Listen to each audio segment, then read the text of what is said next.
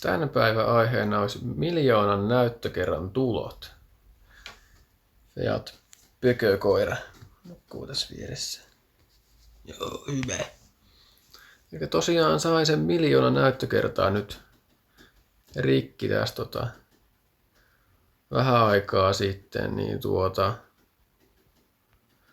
ihmiset on nyt veikkaillut tuloja niin mahdottomasti, niin mennään nyt katsomaan, että mitä sieltä on sitten tullut. Että veikattiin jopa 5 000 euroa 1 000 000 näyttökerrasta.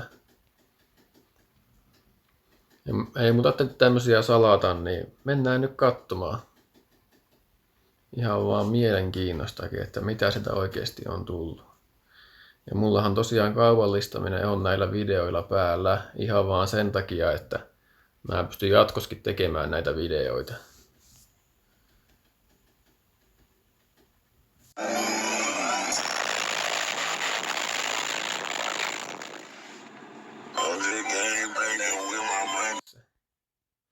Ei jaksa sitä sen enempää katsoa. Mennään tosiaan tonne analyysipuolelle, niin käydään katsoa, että miltä siellä nyt näyttää.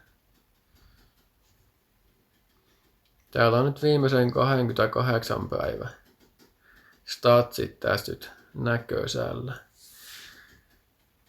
Vähän on noususuhdannetta näköjään lyhyellä aikavälillä ja tuloja 6,5 euroa nyt tänä aikana ja jako jo ihan mukavasti tuolla.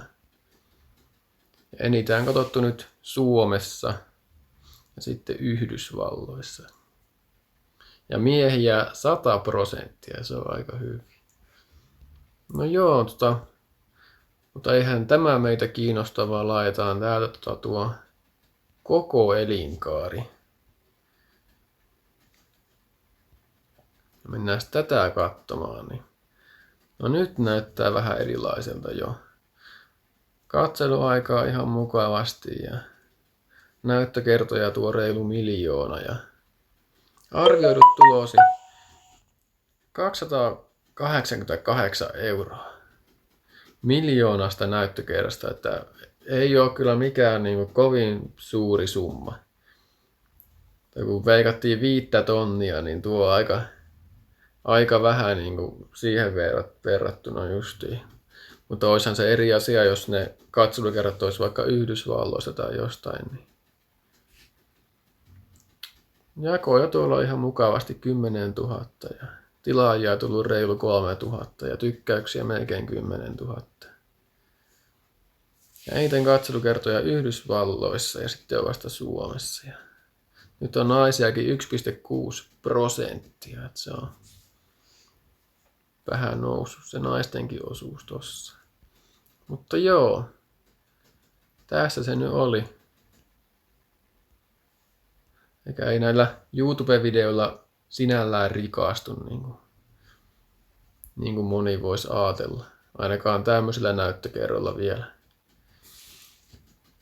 No mitäs koira on tästä mieltä? Pökö, mitä mieltä? Ei sano mitään, se nukkuu siinä vaan päivänokosilla. No joo, mutta semmonen video nyt tähän väliin.